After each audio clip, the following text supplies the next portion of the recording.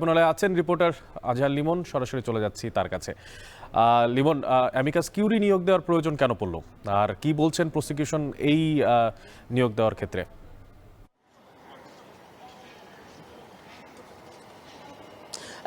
অনেক প্রসিকিউশন এ ব্যাপারে বলেছে যে আদালত আরও বেশি স্বচ্ছতার জন্য মূলত অ্যামিকাস কিউরি নিয়োগ দিয়েছে এবং এটি যে 41 বিধি মোতাবেক এই নিয়োগ হয়েছে, এটি আদালত চাইলে দিতে পারে। মূলত অ্যামিকাস কিউরিরা এই যে মামলাটি চলছে সাবেক প্রধানমন্ত্রী শেখ হাসিনার বিরুদ্ধে আদালত অবমাননার, এটির ব্যাপারে পরামর্শ দেবেন এবং এটির ব্যাপারে প্রয়োজনীয় আইনি ব্যাখ্যা দেবেন, এটি মূলত এই আদালত বলেছে। এবং আদালতকে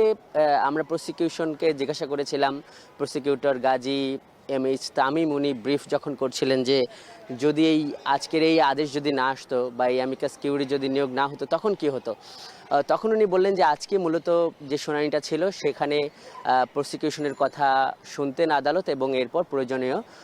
আদেশ দিতে পারতেন, কিন্তু অধিকতর স্বচ্ছতার জন্য এই ব্যাপারে এই অ্যামিকাস কিউরি নিয়োগের সিদ্ধান্ত নিয়েছে আদালত। জানিয়ে রাখি যে মূলত 30 এপ্রিল সাবেক প্রধানমন্ত্রী শেখ হাসিনা এবং গাইবান্ধার ছাত্রলীগ নেতা শাকিল আহমেদ বুলবুলের বিরুদ্ধে কিন্তু এই আন্তর্জাতিক অপরাধ ট্রাইব্যুনাল এই আদালত অবমাননার মামলাটি করেন এবং এর প্রেক্ষাপটটি হলো যে দিল্লিতে বসে এই সাবেক প্রধানমন্ত্রী শেখ হাসিনা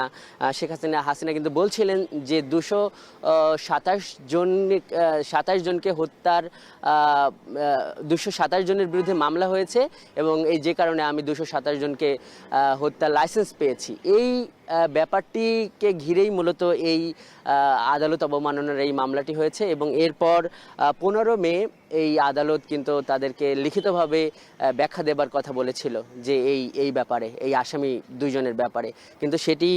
না হবার পর 25 মে তাদের আদালতে হাজির হতে বলে এরপর পত্রিকায় বিজ্ঞাপন দেওয়া হয়েছে, যেই কারণে এই পর্যায়ে এসে কিন্তু এই ট্রাইব্যুনাল আজকে অ্যামিকাস কিউরি নিয়োগ দিল। এই আগামী 25 জুন হয়তো পরবর্তী আদেশ দেবেন।